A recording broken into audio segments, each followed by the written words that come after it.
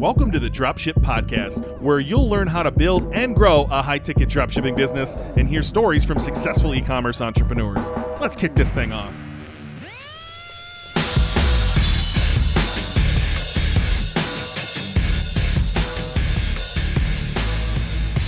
Hey, welcome back to the Dropship Podcast. Today, we're going to talk about what should you name your business.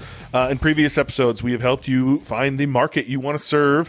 We've helped you find the U.S. or local dropshipping suppliers. And now you got to come up with a name for this business so that you can start building your website, which is our next episode.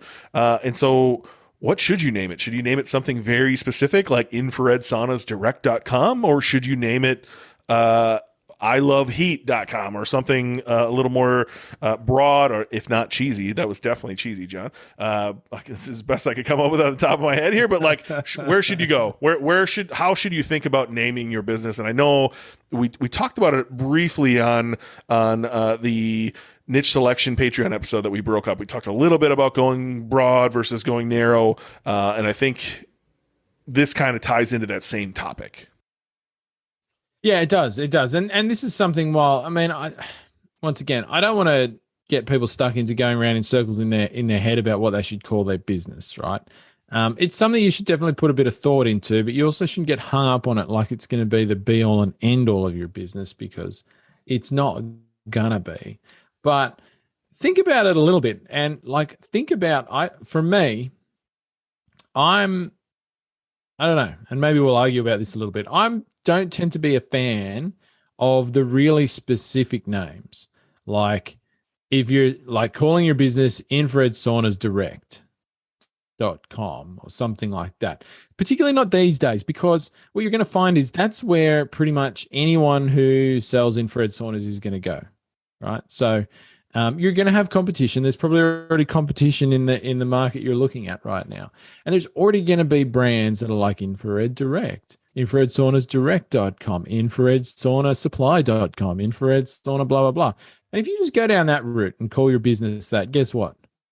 Customers ain't going to be able to tell your business from the other 3 or 4 or 5 or however many there are that have a name that is almost exactly the same, except for one little word on the end of it. So personally, I don't like that. I like people to think a bit more about think about your customer and what they're like, and try and name your business along the lines of what they're actually looking to get out of the product. I don't know if that makes sense. And this goes back to, I think, how we're talking about people should sort of define their niche or their market around your customer, that number one person you're going to serve.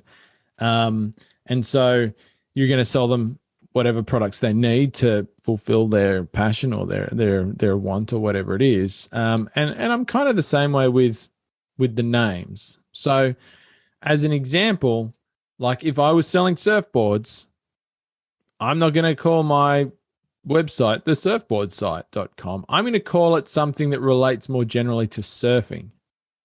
And for me, that gives me the ability to, I think, if I want to, down the track, sell more stuff that's not just surfboards, right? And not feel weird about it. But also be a bit more naturally as an authority site for people who are passionate about surfing. I wasn't sure where you're going to go with that, John, if I'm dead honest.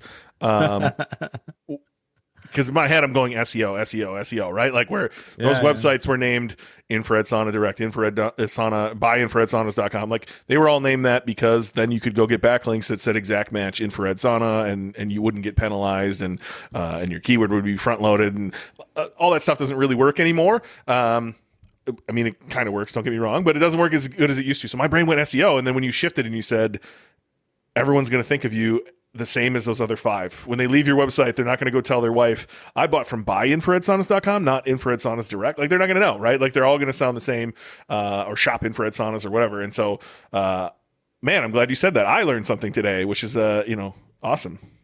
Look, and the funny thing is that you say that about the SEO, which is totally true. That's why people used to name their businesses like that, because people used to think about SEO a lot more than, unfortunately, a lot of people do today. Honestly, most people who name their business that way They just do it because somebody told them to. They don't even do it for an SEO purpose anymore. It's just like following the crowd, being a sheep. And, when it comes to your branding and what you're calling your business, you definitely don't want to be a sheep.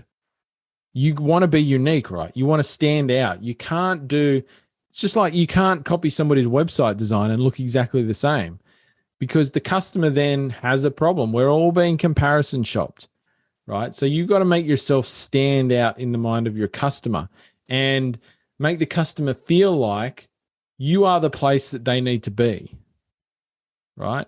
So if your name of your business, your branding speaks to your customer better than somebody else's does, then psychologically they're going to feel better about being on your website. And when their journey is going to involve multiple visits somewhere, you're more likely to be the place where they spend that time, which means, therefore, you're more likely to be the place where they finish their journey. So I want to iterate on that just a little bit. You want to be, how did you phrase it, John? You want to be memorable, right? But you don't want to be complicated. So the trend in today's world is to like remove vowels. So if I was selling infrared saunas, I can imagine going and buying infrd.com, right? And being infrared. That's the brand, infrared. But we spell it funny and you won't remember how to fucking find us. Yeah. And so like, don't get cute. Like, I can imagine for infrared saunas and allowing you to go a little bit deeper, maybe feeltheheat.com or something like that, right? Like, or something that actually speaks to that customer. Don't try to get cute with this, because your whole goal is to be like, speak to your customer, but also be memorable and not complicated so that people can remember the website they want to go back to. Because again, most people don't buy the first time they see something. They think about it for a while and then they come back. And so unless they left the tab open on the phone or gave you their email, you're going to want them to come back. And the best way to do that is have a memorable domain name. Yeah. Don't do the 90s text messaging thing where like it's all just you abbreviate words. 1-800-infrared. Like, don't do any of that sort of stuff, man. I mean, that was cool once upon a time, but it's totally not cool now. Yeah, but keep it simple is good, right? Like your name should be as few words as possible. You don't want like a 5-word brand name or something like that, right? That's way too long. But yeah, just, I think you can be creative here. I think that's what I'm trying to say. Like, be creative. Don't just follow the rest of the crowd.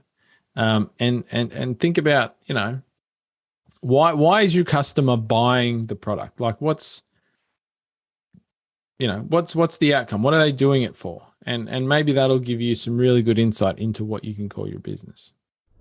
Hey, just want to jump in here real quick and say, if you're loving this show, the number one thing you can do to help us out is simply go to Spotify or iTunes or whatever you're listening on and smash that follow button, that subscribe button, and leave us a review. It really does help us reach more people. And if you've got a friend that you know should be listening to this, send the podcast over to them. We'd love to have them join us as well. And real quick, 2 quick resources I have for you. If you want to join us in our free Facebook group, you can find that at facebook.com/groups/Dropship Tribe, or just search the Dropship Tribe. And we also have a paid version of this podcast where you can get even more of John and I and longer form content. You can find that on Patreon at patreon.com/Dropship Podcast. All right, back to the show. So a couple of things I think about as I'm doing this, John, and maybe you care, maybe you don't. I want the @Twitter name to be available. I'd like the Instagram and Facebook to be available. I utilize a tool, leandomainsearch.com is something I use a lot. There's quite a few others out there that are similar. Just you can put in a keyword there and it'll show you the domains that are available. If you click on them, it'll show you whether Twitter's available. I want to make sure that I have something unique. And so I'll spend time, speaking to the customer, but finding something unique enough that, Web 2 is still available, which isn't always available for names. Is there anything specific you look at? Is there any little ancillary things you look at before you pick a name? No.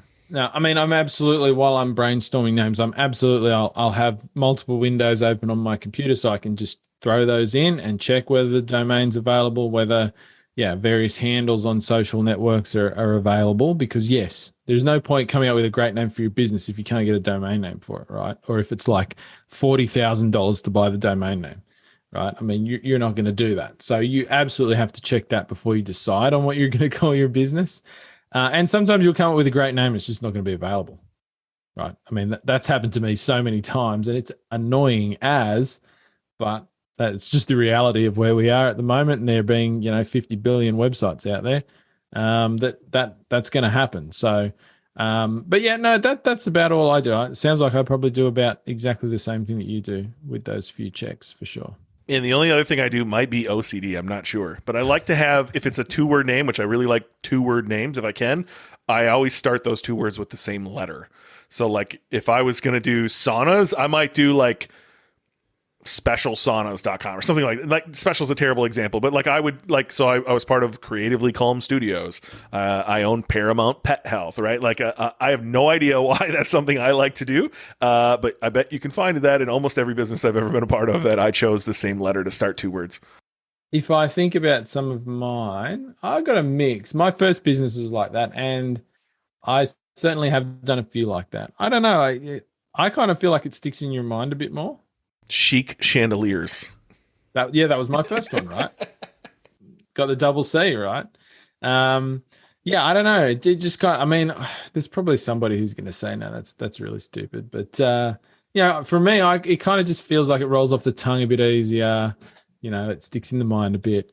I don't think you need to do that, but hey, we've both done it. So, well, if you're following along with this, you have now chosen your market. You have now found your suppliers. Don't let this next step be the one that stops you. There's going to be a lot of little steps here as we go along. Pick a name. Don't let it eat you alive. You're going to find one. Spend an hour looking. I guarantee you'll find something that's available. Pick a name. Let's move forward. And in the next Tactical Tuesday, we're going to show you how to build your dropshipping website in 8 simple steps. Thanks for listening to the Dropship Podcast. You can find all the show notes for this episode at dropshippodcast.com. And if you're ready to take the next step in your dropshipping journey, we invite you to join us inside Dropship Breakthrough, where Jon and I will walk you through step by step in starting your own high-ticket dropshipping e-commerce business. But that's not all. Dropship Breakthrough will also teach you everything you'll need to know to grow your business and take it to the next level. So head over to dropshipbreakthrough.com and sign up for our free training that will help you take the first steps towards building and growing your own profitable high-ticket dropshipping business.